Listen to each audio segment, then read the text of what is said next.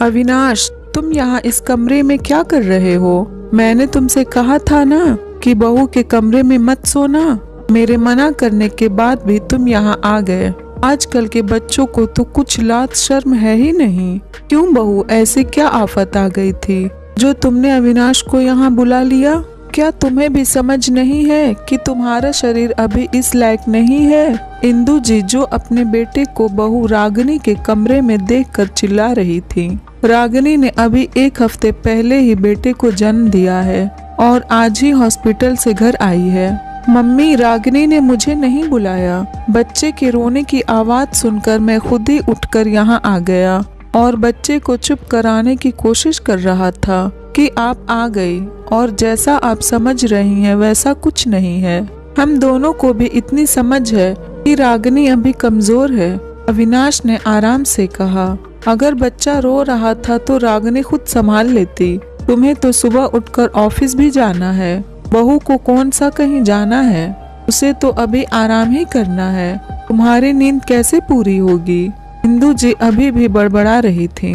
Mummy, मैं भी तो पिता बना हूँ। क्या बच्चे की सारी जिम्मेदारी सिर्फ माँ की होती है, पिता की कुछ नहीं? ठीक, रागिनी को आराम करना है, लेकिन दिन भर तो बच्चे को देखने के बहाने कोई न कोई आता ही रहता है। वो कैसे नींद पूरी करेगी? उसका ऑपरेशन हुआ है।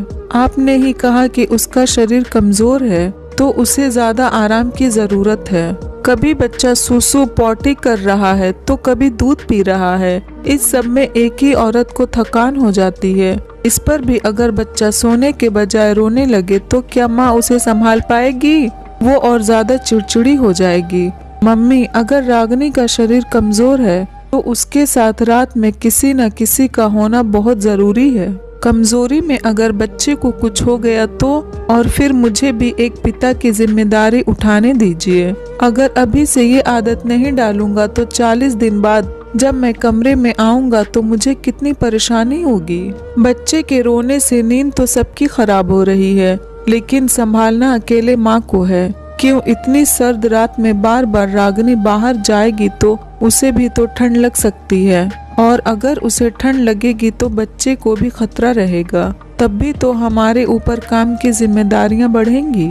मम्मी, मैं किसी और को तो नहीं कह रहा कि उसे रागिनी का ख्याल रखना चाहिए। मैं उसका पति हूँ और अपने बच्चे का पिता, तो मैं इस जिम्मेदारी को उठाने के लिए तैयार हूँ। बच्चा केवल माँ की नहीं, पूरे परिवार की जिम्मेदारी है, कहकर अविनाश चुप हो गया। इधर शोर सुनकर इंदु जी का बड़ा बेटा, बहू और पति भी वहां आ गए थे। अविनाश की बात सुनकर बड़ी बहू ने अपने पति की तरफ देखा। वो नजरें झुकाकर शर्मिंदा खड़ा था। बड़ी बहू को भी 7वां महीना चल रहा था। जब उसका पहला बच्चा हुआ तो इंदु जी के कहे अनुसार किसी ने भी उसकी कोई मदद नहीं की थी। वो 40 दिन उसने बड़ी मुश्किल से काटे थे, क्योंकि उसके पति को तो सख्त मनाही थी बच्चा के कमरे में घुसने की। बड़ी बहू ने आगे बढ़कर अपने देवर का धन्यवाद किया। बहुत बढ़िया देवर जी, आपने इस घर में एक नई शुरुआत की है। आपने अपने पत्नी की तकलीफ को समझा, यही बहुत है। एक पत्नी के लिए उम्मीद करती हूँ कि तुम्हारे भैया भी तुमसे कुछ सीख लेंगे और मेरी दूसरी डिलीवरी में अपनी पत्नी की मदद करके बच्चे को अपनी जिम्मेदारी भी समझेंगे। उनसे यह आशा है और यही उम्मीद है कि वो अपने अंदर से बदलाव लाएंगे। भाभी, माफ करना, लेकिन आपके समय में मैं कुछ नहीं कर सकता था।